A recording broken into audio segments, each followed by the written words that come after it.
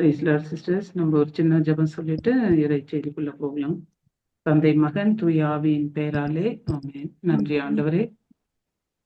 இந்த அருமையான மதிய வேலைக்காக நன்றி கூறுகிறோம் ஆண்டவரே. அப்பா, நீர் கொடுத்திருக்கிற இந்த இறை செய்தி பகிர நீர் கொடுத்திருக்கிற இந்த நல்ல வாய்ப்பிற்காக நன்றி ஆண்டவரே.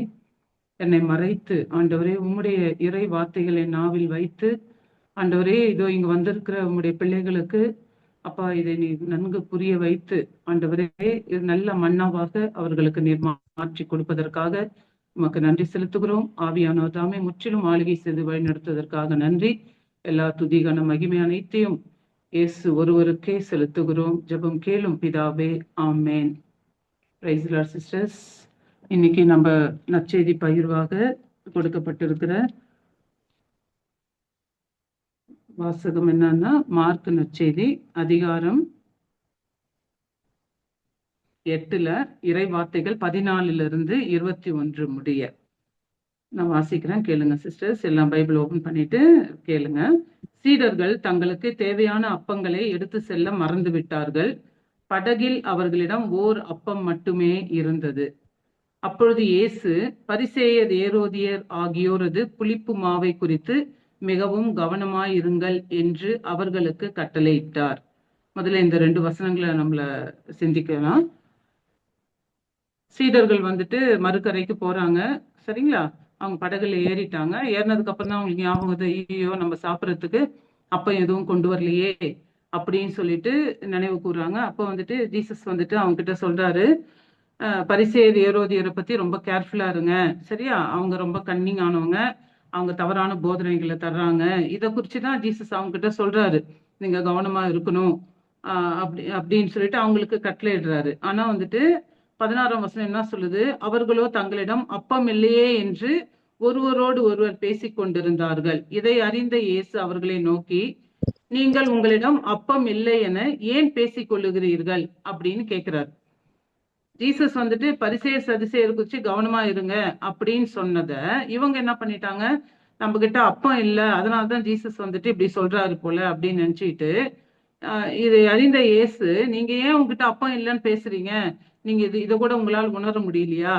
அப்போ ஜீசஸ் கேட்கிறாரு. ஒரு காலத்துல ஜீசஸ் அந்த முந்தின அதிகாரத்துல பார்த்தோம்னா, உங்ககிட்ட என்ன இருக்கு, ரொம்ப நேரம் ஆண்டவர் போதிச்சுட்டு மக்கள் பசியா இருப்பாங்க அப்படின்னு சொல்லிட்டு நம்ம கிட்ட இருக்கிறத தரப்போ ஆண்டவர் பலிகை பெருக செய்யறாரு அப்படின்னு சொல்லிட்டு நம்ம முன்னாடி நற்செய்தியில வாசிச்சிருக்கோம் இல்லைங்களா? அப்போ 5 அப்பம் 2 மீன் கொண்டு எத்தனை பேருக்கு நான் பலிகை பெருக செய்து மிச்சம் ஆனது எத்தனை கூடைகள் எடுத்தேன், அப்புறம் 7 அப்பங்கள் கொண்டு எத்தனை பேர் சாப்பிட்டாங்க அப்படின்னு சொல்லிட்டு ஜீசஸ் சீடர்கள் கிட்ட கேட்கிறாரு. அப்ப அவங்க பதில் தர்றாங்க, சரியா?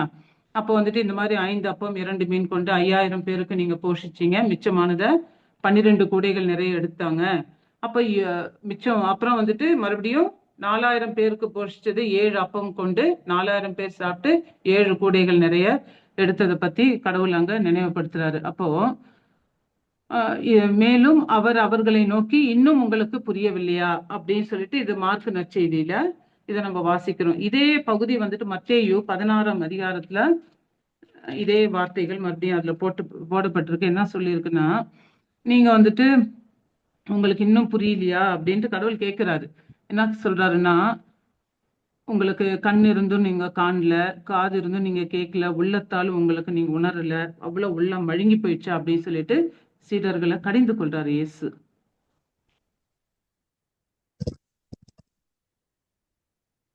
நம்பிக்கை குன்றியவர்களே அப்படின்னு சொல்லிட்டு, இதை அறிந்த இயேசு, நம்பிக்கை குன்றியவர்களே, அப்பமில்லை என்று உங்களிடையே ஏன் பேசிக் கொள்கிறீர்கள்?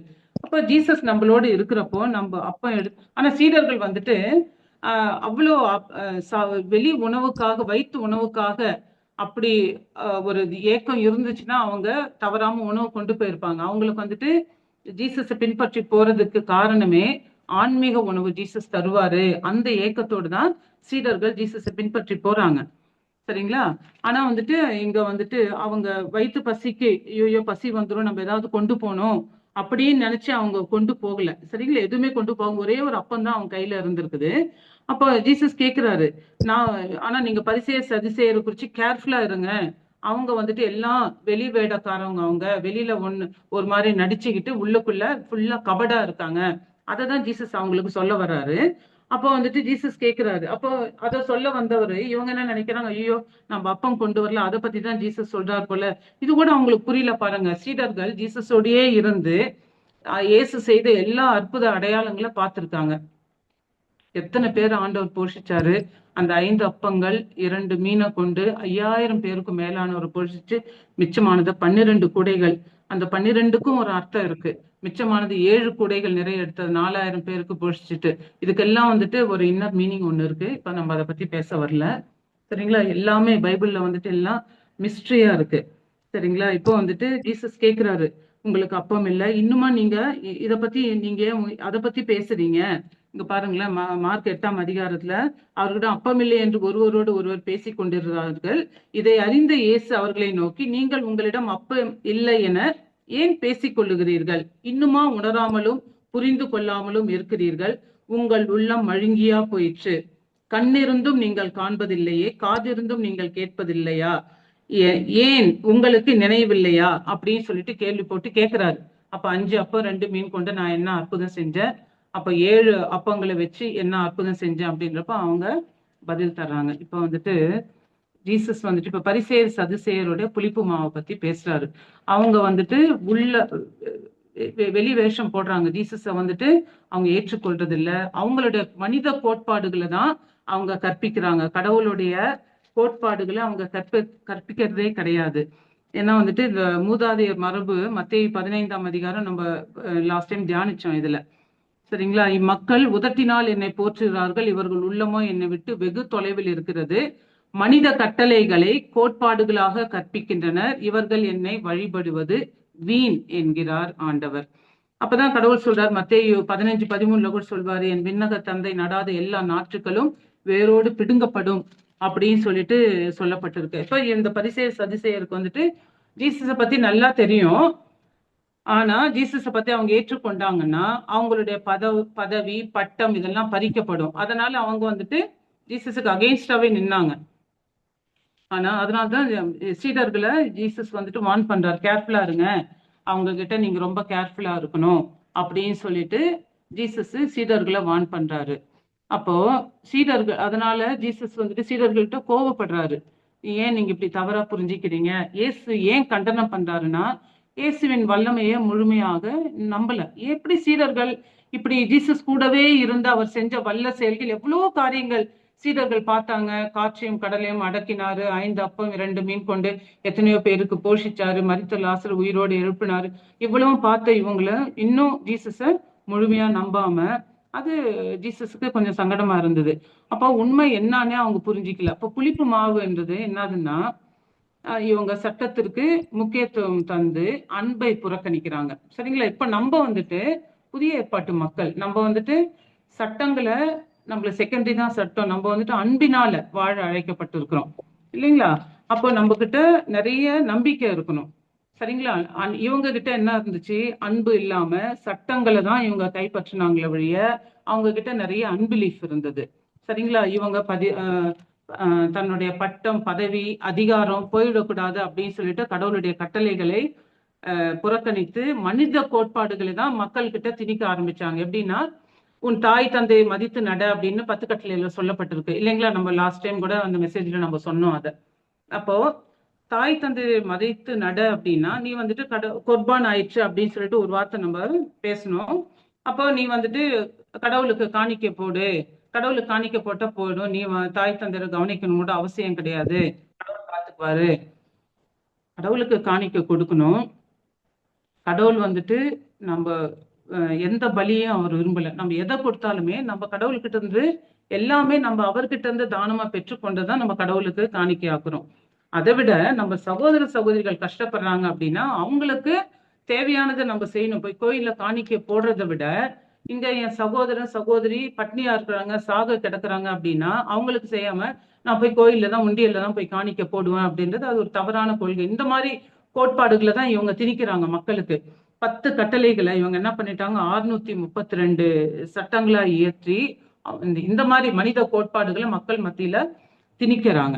இதனால்தான் ஜீசஸ் சொல்றாரு, நீங்க வந்துட்டு சீடர்கள் வந்துட்டு முதல்ல பிசிக்கல் உணவை அவங்க தேடவே இல்லை. ஆன்மீக உணவை தேடிதான் ஜீசஸ் கிட்ட போறாங்க. அதனாலதான் அவங்க எந்த பிரெட்டு கூட எடுக்க சாப்பாடுக்கு எதுவுமே கொண்டு போகாம ஒரே ஒரு அப்பம் அவங்க கையில இருந்துச்சுன்ட்டு நம்ம வாசிச்சோம் இல்லையா?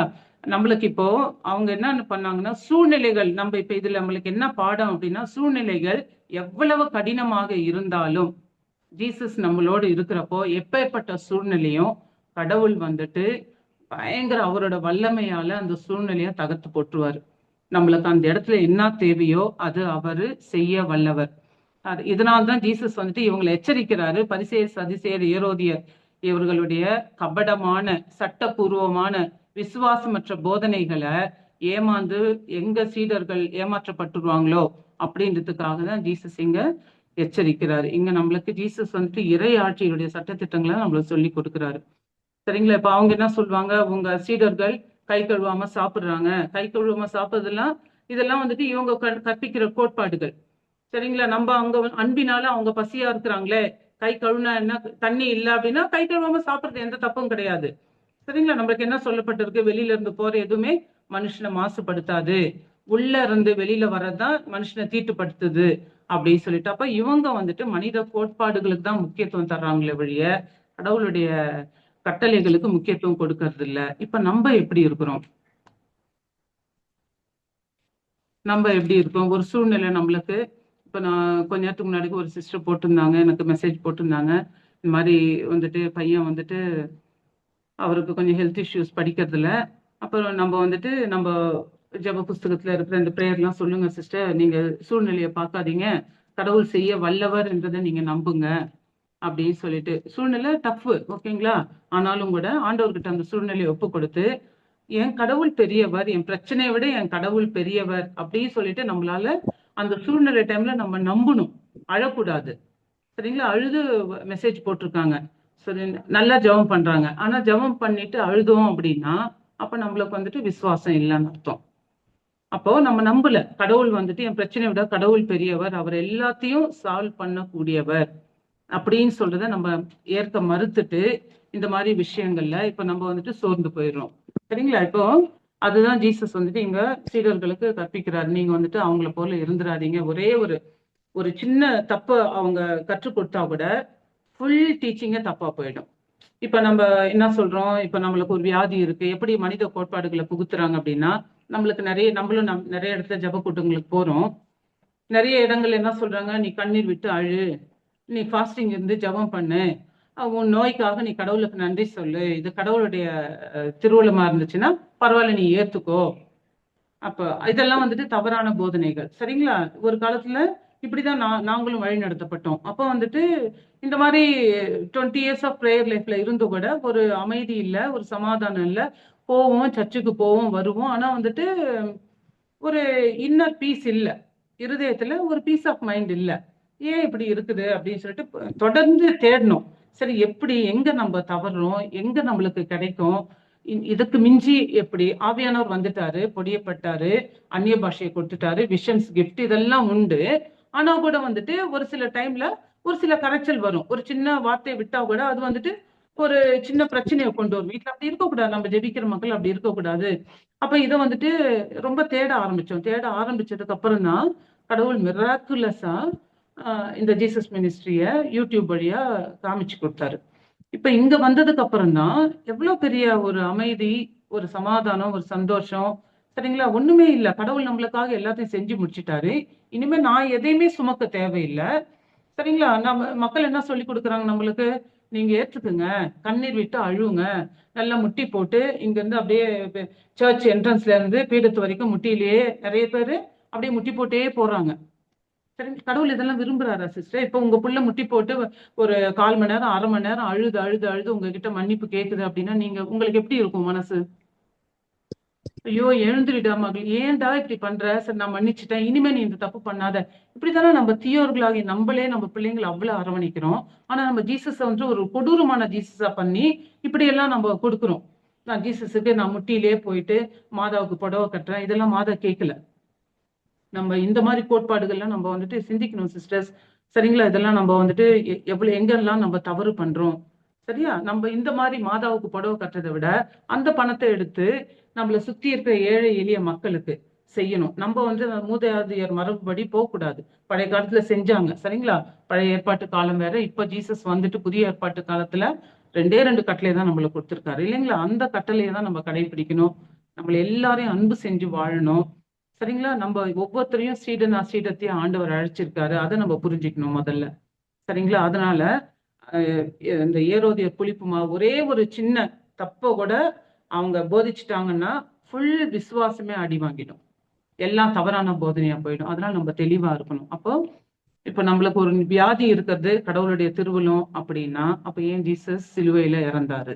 எனக்காக தான் இறந்தாரு, என்னுடைய பாவத்துக்காக, என்னுடைய தரித்திரத்தை நீக்க, சரிங்களா? என்னுடைய குடும்பத்துல சமாதானத்தை போக்க, எனக்கு நல்ல நல்ல விதவிதமான ஆடைகளை உடுத்த, அவர் ஆடை இழந்து காரை துப்பப்பட்டு அவருடைய ரத்தத்தை சிந்தி நம்மளை மீட்டு இருக்காரு சிஸ்டர்ஸ்.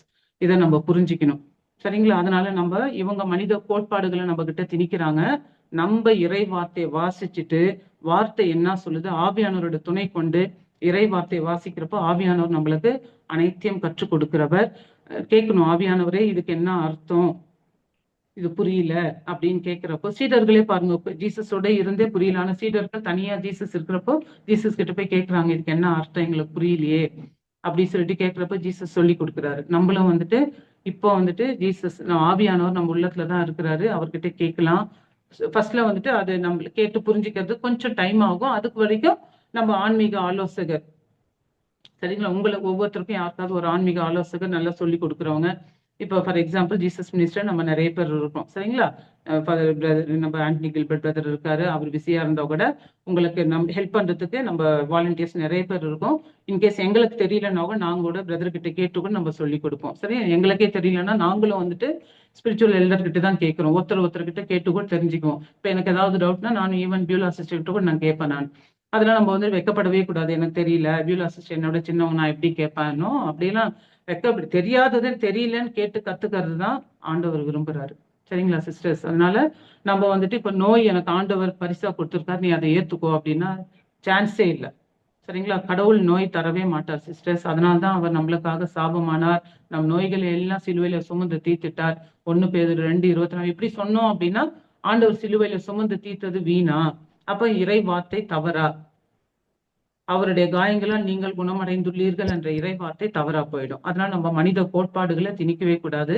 ஆண்டவருடைய கட்டளை என்ன சொல்லுது, ஆண்டவர் என்ன டீச் பண்ணியிருக்கிறாரு, அதை நம்பி அதை விசுவசிச்சுட்டு அதன்படி நம்ம வாழணும் சிஸ்டர்ஸ். அதனால நம்ம இடையிலயும் பரிசேர் சதிசேர் நிறைய பேர் இருப்பாங்க, சரியா? நம்மளை ஏமாத்துறதுக்கு, வெளியில பாக்குறதுக்கு அவங்க நல்லா இருப்பாங்க, கோயில் முன்னாடி உட்காருவாங்க, எல்லா கட்டளைகளையும் கடைபிடிக்கிற மாதிரி, சரிங்களா? வெளியில ஒரு மாதிரி உள்ளுக்குள்ள ரொம்ப கிரிமினலா வேலை செய்வாங்க, சரிங்களா? நம்ம தான் இனம் புரிஞ்சுக்கணும், யார் நல்லவங்க, யார் கரெக்டா ஜீசஸை பத்தி கரெக்டா யார் சொல்லி கொடுக்குறாங்க, கட்டளைங்களை கரெக்டா யாரு ஃபாலோ பண்றாங்க, யார் கரெக்டா போதிக்கிறாங்க. நம்ம 10 இடத்துக்கு 10 பிரேயரும் அட்டன் பண்ணோம் அப்படின்னா நம்மளுக்கு ஒரு கன்ஃபியூஷன் வந்துடும், சரிங்களா? ஒரே ஒரு ஆன்மீக ஆலோசகர் ஒரு பிரேயர்ல. இப்ப நாங்க இந்த பிரேயரை தவிர்த்து எங்களுக்கு நிறைய பிரேயர் சென்டர்ஸ் இருக்கு, எங்கேயுமே நாங்க போக மாட்டோம். சர்ச்சுக்கு கொண்டே மாசுக்கு போவோம், மற்றபடி எங்க சர்ச்லயே ஒரு பிரேயர் டீம் இருக்கு, நாங்க போக மாட்டோம். ஏன்னா வந்துட்டு அந்த டீம் வந்துட்டு நீ கண்ணீர் விட்டு அழுப்பா, ஆண்டவர்கிட்ட உன் கண்ணீரை கொட்டு அப்படின்னு சொல்லி கொடுக்குறாங்க. நம்ம பிள்ளை வந்துட்டு முட்டி போட்டு பொழுதன்னைக்கும் டெய்லி மன்னிப்பு கேட்டு உங்ககிட்ட அழுதுனே இருந்துச்சுன்னா சிஸ்டர், நம்மளுக்கு எவ்வளவு மனசு கஷ்டமா இருக்கும் இல்லையா? அந்த பிள்ளையோட கண்ணீரை எப்படி போக்குறதுன்னு நம்ம பார்ப்போம். அப்ப நம்மளே தீயோர்களாகிய நம்மளே நம்ம பிள்ளைகளுக்கு நல்லதை கொடுக்க அறிஞ்சிருக்கிறோம் அப்படின்னா, வானக தந்தை அவர் நம்ம கண்ணீர் விட்டு அழுவுறது ஒன்னே ஒரு விஷயத்துக்காக நம்ம அழுவலாம், சரிங்களா? எதுக்காக அழுவலாம்? இப்படி மாசற்றவருக்கு முன்னாடி நான் பாவம் செஞ்சனே, எவ்வளோ பாவம் செஞ்சுட்டேன், அவரை தான் நான் வந்துட்டு ஒவ்வொரு பாவம் செய்யறப்போ அது அவரை பாதிக்குது, இயேசுனுடைய இருதயத்தை மறுபடியும் இன்னொரு வாழ் ஊடுருவுது, சரிங்களா? இதுக்காக நம்ம அழுவலாம். இனிமே நான் வந்துட்டு கடவுளுக்கு எதிராக எந்த பாவமும் செய்ய மாட்டேன். ஏன் பாவம் செய்யறோம்? கடவுள் மேல நம்பிக்கை இல்லாததான் பாவம் செய்யறோம். அப்போ எந்த சூழ்நிலையிலும் கடவுள் எனக்கு தேவையானதெல்லாம் நிறைவேற்ற வல்லவர் அப்படின்ற ஆணித்தரமா அந்த நம்பிக்கை நம்மளுக்கு இருக்கணும் சிஸ்டர்ஸ், சரியா? எல்லாருக்கும் பிரச்சனை இருக்கு, சரிங்களா? அந்த கடவுள் தான் சொல்லியிருக்காருல, உலகத்தில் உங்களுக்கு துன்பம் உண்டு. அதனால நம்மளுக்கு வந்துட்டு என்ன பாடுகள் இருந்தாலும் அது ஏன் பிரச்சனை விட ஆண்டவர் பெரியவர். சோ நம்ம என்ன பண்ணணும்? பிரச்சனையை பார்த்து புலம்பக்கூடாது, பிரச்சனை கிட்ட பேசணும். இதுதான் நம்மளுக்கு இந்த மினிஸ்ட்ரிஸ் மெயினா சொல்லி கொடுக்குது. பிரச்சனையை பார்த்து பயப்படக்கூடாது, பிரச்சனையை பார்த்து பேசுறப்போ பிரச்சனை ஓடி போயிடும். அது நம்ம பாக்குறோம், கண்கூடா பாக்குறோம், அனுபவிக்கிறோம். சரிங்களா சிஸ்டர்ஸ்? அதனால பரிசேயர் சதுசேயர் புளிப்பு மாவை குறிச்சு கடவுள் எச்சரிக்கை விட்டுருக்காரு. சரிங்களா? மனித கோட்பாடுகளை திணிக்காம ஆண்டவருடைய கட்டளைகளுக்கு கீழ்ப்படிந்து இறைவார்த்தை என்ன சொல்லுது அதன்படி நம்ம கீழ்ப்படிந்து நடக்க கடவுள் நம்மளுக்கு அருள் புரியணும் அப்படின்னு சொல்லிட்டு ஒரு சின்ன ஜபத்தோட இந்த இறைச்செய்தியை முடிச்சுக்கலாம். நன்றி ஆண்டவரே. அப்பா உமக்கு கோடான கூடிய நன்றி செலுத்துகிறோம் தகப்பனே. அப்பா நீர் கொடுத்த ஆண்டவரே இதோ பரிசேயர் சதுசேயர் புளிப்பு மாவை குறித்து எச்சரிக்கையா இருக்க அப்பா நீர் சீடர்களுக்கு கற்றுக் கொடுத்தீரே ஆண்டவரே. அப்பா மனித கோட்பாடுகளை ஆண்டவரே நாங்கள் பின்பற்றாமல் ஆண்டவர் உமது கட்டளைகள் என்ன சொல்லுகிறது என்று அப்பா ஆண்டவரே நாங்கள் அப்பா ஒரு பக்தி மான்களாக விசுவாசிகளாக இல்லாமல் சீடர்களாக வாழ நீர் எங்களுக்கு அழைப்பு விடுத்திருக்கிறீர் அப்பா. அதற்காக நாங்கள் உமக்கு நன்றி கூறுகிறோம் ஆண்டவரே. தூய ஆவியானவர்தாமே எங்களை ஒவ்வொரு நாளும் ஒவ்வொரு நொடி பொழுதும் நீர் ஆளுகை செய்து வழிநடத்தும்படியாக ஆண்டவரே இந்த இறை வார்த்தையின் அர்த்தங்களை புரிந்து கொள்ள பரிசுத்த ஆவியானவர் எங்களுக்கு அனைத்தையும் கற்றுக் கொடுத்து ஒவ்வொரு நாளும் எங்களை ஆற்றி தேற்றி வழி நடத்துவதற்காக நாங்கள் உமக்கு நன்றி செலுத்தி ஆண்டவரே இந்த செப வேலையை உடைய திருப்பாத்தில் அர்ப்பணித்து ஜெபிக்கிறோம். வந்திருக்கிற பிள்ளைகள் ஒவ்வொருவரையும் ஆண்டவரே உடைய இறை வார்த்தையின் ஆழத்தை புரிந்து கொள்ளக்கூடிய ஞானத்தை எங்கள் ஒவ்வொருவருக்கும் கொடுத்து ஆசீர்வதிப்பதற்காக நாங்கள் உமக்கு நன்றி கூறுகிறோம். எல்லா துதியும் கனமும் மகிமையும் என் தகப்பன் ஒருவருக்கே ஏறெடுக்கிறோம். மீட்பர் இயேசு கிறிஸ்துவின் மூலம் ஜெபிக்கிறோம். எங்கள் ஜெபம் கேளும் பிதாவே. ஆமேன், ஆமேன், ஆமேன். தந்தை மகன் தூய ஆவியின் பெயராலே ஆமேன். Praise the lord sisters.